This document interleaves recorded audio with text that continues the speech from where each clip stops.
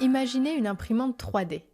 Pas celle qui fabrique une figurine en plastique sur le coin d'un bureau, une autre, dans un laboratoire, qui dépose couche après couche une matière épaisse et translucide. Sauf que cette matière n'est pas du plastique, elle est vivante, ce sont des cellules humaines. Et si une imprimante pouvait fabriquer un morceau de vous, un bout de foie, un fragment de peau, un jour peut-être un organe entier à la place de celui qui vous lâche. C'est exactement la promesse qui fait rêver toute une discipline. On l'appelle la bioimpression. Et entre cette promesse et la réalité scientifique, il y a une histoire passionnante, faite de prouesses réelles, d'enthousiasme, parfois démesuré, et d'un mur biologique que personne n'a encore franchi. Aujourd'hui, on remonte le fil de cette histoire, d'où vient l'idée d'imprimer du vivant, où en est-on vraiment, par-delà les gros titres sur les organes à la demande, et à quoi ça sert concrètement dès maintenant. Entrons dans le vif du sujet.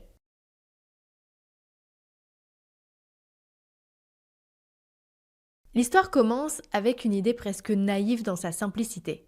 Au début des années 2000, un physicien nommé Gabor Forgacs travaille à l'université du Missouri. Sa spécialité, ce n'est pas la chirurgie, ce n'est pas la pharmacie, c'est la physique des tissus biologiques. Il s'intéresse à une question fondamentale. Comment des cellules, livrées à elles-mêmes, s'organisent-elles spontanément pour former une structure? Et là, il a une intuition. Si on sait déposer de l'encre avec précision sur une feuille, point par point, pourquoi ne pourrait-on pas déposer des cellules de la même manière? Une imprimante à jet d'encre, après tout, ce n'est qu'une machine qui place des gouttelettes à un endroit voulu. Remplacez l'encre par des cellules vivantes et vous obtenez, en théorie, une machine capable de construire du tissu biologique motif par motif. C'est ce qu'on appelle la bioimpression, c'est-à-dire l'utilisation des techniques d'impression 3D pour assembler des cellules vivantes en structures organisées. L'analogie tient bien. Une imprimante 3D classique dépose du plastique fondu couche par couche pour bâtir un objet. Ici, on dépose des cellules couche par couche pour bâtir un fragment de tissu. En 2007, sur la base des travaux de Forgacs, une société est créée dans le Delaware, Organovo. Elle licencie la technologie développée dans son laboratoire. Forgacs en est le cofondateur scientifique. L'ambition affichée est immense, produire du tissu humain fonctionnel et viser à terme des organes. Posons-nous une seconde sur le contexte de l'époque. Pourquoi cet enthousiasme? Parce que le besoin est colossal. Partout dans le monde, des patients meurent faute de greffons disponibles. Les listes d'attente pour un rein, un foie, un cœur sont interminables. Si une machine pouvait fabriquer ces organes à partir des propres cellules du patient, on réglerait d'un coup la pénurie de donneurs et le problème du rejet immunitaire. L'enjeu est à la hauteur du rêve.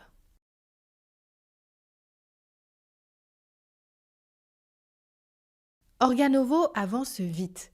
La société entre en bourse en 2012, levant à cette occasion environ 46,6 millions de dollars selon les documents publics. L'argent afflue, l'attention médiatique aussi. Et puis vient le moment fort. En novembre 2014, Organovo annonce la sortie commerciale de l'ex-vif 3D Human Liver Tissue. Traduisons, un tissu hépatique humain, c'est-à-dire un petit morceau de foie imprimé en 3D. Alors pas un foie entier, soyons précis. Un échantillon de tissu composé de plusieurs types de cellules réellement présentes dans les foies humains, les hépatocytes, qui sont les cellules du foie, mais aussi des cellules stellaires et des cellules endothéliales qui tapissent les vaisseaux. Ce tissu était fonctionnel. Il vivait plusieurs semaines, il réagissait comme du vrai foie. Mais alors à quoi ça servait? Pas à greffer, à tester des médicaments. Quand un laboratoire pharmaceutique développe une nouvelle molécule, l'une de ses grandes craintes est la toxicité hépatique, c'est-à-dire que le médicament abîme le foie. Avec un tissu hépatique humain imprimé, on pouvait observer cette toxicité sur des cellules humaines, en laboratoire, avant même d'approcher un patient ou un animal. Des travaux publiés ont d'ailleurs montré que ces tissus imprimés réagissaient à des médicaments connus pour leur toxicité hépatique d'une manière proche de ce que l'on observe chez l'humain. C'était une vraie prouesse, et l'enthousiasme qui a suivi était vraiment rationnel. Quand vous voyez du tissu humain fonctionnel sortir d'une imprimante, il est logique de se dire que le foie entier n'est qu'une question de temps et d'échelle. D'ailleurs, Organovo n'était pas le seul à porter ce rêve. À l'Institut de médecine régénérative de Wake Forest, un chirurgien et bio-ingénieur, Anthony Atala, devenait l'un des visages publics du domaine. En 2011, sur la scène d'une conférence TED, il fait sortir d'une imprimante ce qui ressemble à un rein, sous les yeux d'un public médusé.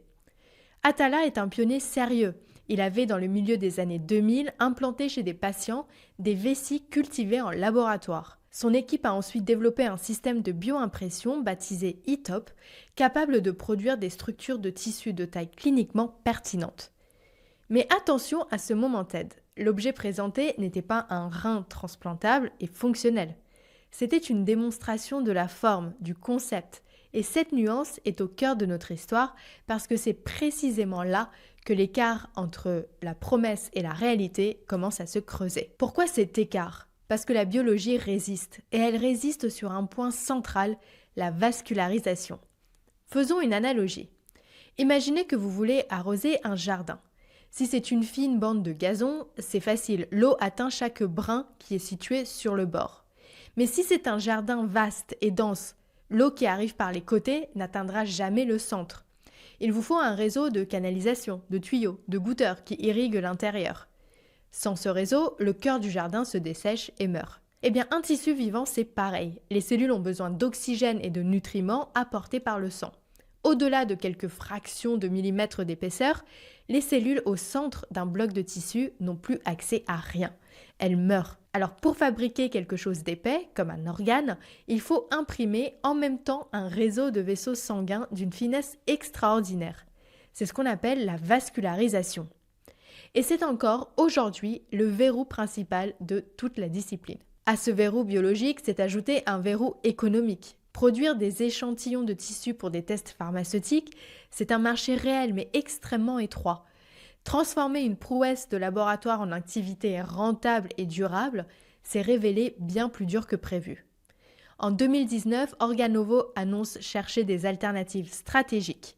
La société explique dans ses documents qu'après l'analyse des données d'études animales, ses dirigeants ont conclu que son candidat phare de tissu hépatique thérapeutique ne fournissait pas de données scientifiques suffisamment convaincantes sur sa fonctionnalité à long terme et que poursuivre demanderait un temps, un investissement et un risque considérable.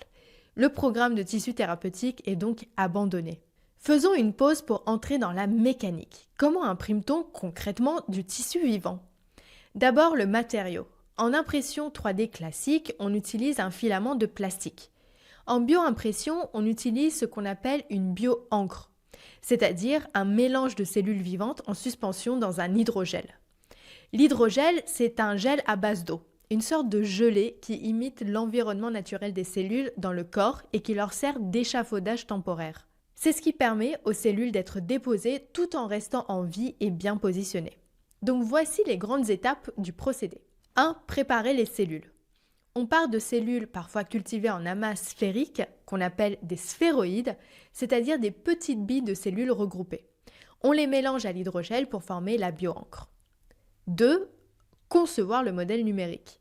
Comme pour toute impression 3D, on dessine d'abord la structure sur un ordinateur couche par couche. 3. Déposer la bio-encre. C'est là qu'interviennent plusieurs technologies différentes.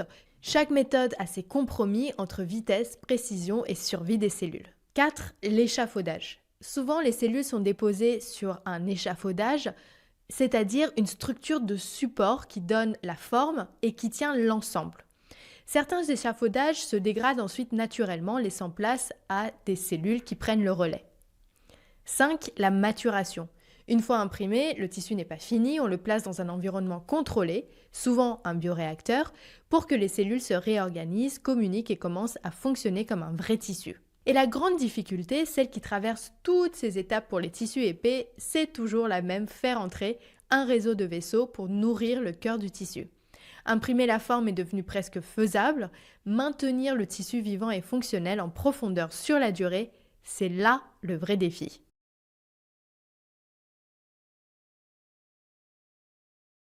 Alors après 2 décennies, où en est-on ? Soyons directs sur l'état de l'art parce que c'est là que la nuance compte le plus. À ce jour, aucun organe vital complexe, ni cœur, ni rein, ni foie entier, n'a été imprimé puis transplanté chez un être humain. Les revues scientifiques récentes sont claires sur ce point, la recherche progresse, des prototypes de tissus de foie, de cœur ou de rein ont été imprimés en laboratoire, avec des architectures vasculaires de plus en plus sophistiquées, certains montrant même des contractions synchronisées pour le tissu cardiaque. Mais moins de 5% des innovations de laboratoire ont atteint le stade des essais sur l'humain. Le fossé entre la paillasse et le bloc opératoire reste large. Cela ne veut pas dire que la discipline a échoué. Au contraire, elle a trouvé ses usages réels et ils sont concrets. Le premier, c'est le test de médicaments et la modélisation de maladies. Les tissus imprimés, comme le foie d'Organovo en son temps, permettent au laboratoire de tester la toxicité et l'efficacité des molécules sur du tissu humain en laboratoire. Un enjeu d'autant plus actuel que les régulateurs cherchent à réduire la dépendance aux tests sur les animaux. Le deuxième usage, c'est l'implantation de structures relativement simples. Et là, un jalon mérite d'être cité. En juin 2022, la société 3D Biotherapeutics annonce avoir implanté, chez une patiente de 20 ans, atteinte de microtie, c'est-à-dire une malformation congénitale de l'oreille externe, une oreille bio-imprimée à partir de ses propres cellules de cartilage. Le produit, baptisé Orinovo, était imprimé dans un hydrogel de collagène. C'est un premier essai chez l'humain dans le cadre d'un essai clinique prévu pour 11 patients. Alors pourquoi une oreille et pas un rein? Parce que le cartilage de l'oreille est un tissu relativement fin et surtout peu vascularisé. Notre verrou de la vascularisation est donc ici beaucoup moins contraignant. Cela illustre parfaitement la logique du domaine, on commence parce que la biologie permet. Quant à Organovo, l'entreprise qui a porté le rêve du foie thérapeutique, elle a profondément changé de visage. Après l'abandon de son programme de tissu, elle s'est repositionnée comme une société de biotechnologie au stade clinique, développant un candidat médicament dans les maladies inflammatoires de l'intestin. Le rêve initial a cédé la place à une autre trajectoire, ce n'est pas l'histoire qu'on imaginait en 2014, mais c'est une histoire bien réelle de la difficulté à transformer une prouesse scientifique en entreprise viable. Pendant ce temps, l'écosystème s'est structuré. En 2016, en Suède, 3 cofondateurs lancent Cellink, l'une des premières sociétés à commercialiser des bio-encres et des bio-imprimantes accessibles, démocratisant l'outil pour les laboratoires du monde entier. Cellink est ensuite devenu le groupe Bico, élargissant son ambition au-delà de la seule bio-impression. Alors où va-t-on maintenant? 2 directions se dessinent avec réalisme. D'abord, la réduction et le raffinement des tests sur les animaux en offrant des modèles de tissus humains plus fidèles. Ensuite, la médecine régénérative par étapes, des tissus simples, fins, peu vascularisés d'abord, puis peut-être des structures plus complexes à mesure que le problème de la vascularisation se débloque. Sur les délais, la prudence reste de mise, l'organe vital imprimé et transplanté reste un horizon et pas quelque chose de réel pour l'instant.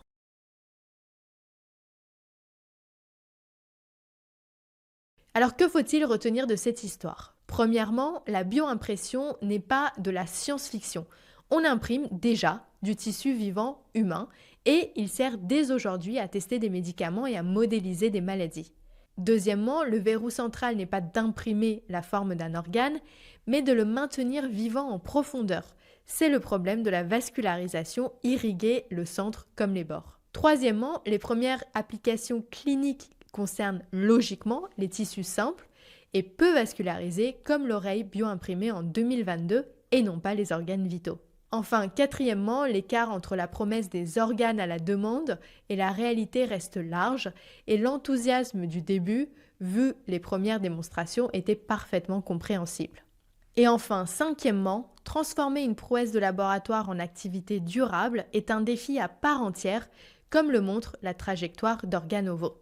Merci beaucoup de nous avoir suivis pour cet épisode. À très bientôt sur Tech Anatomy.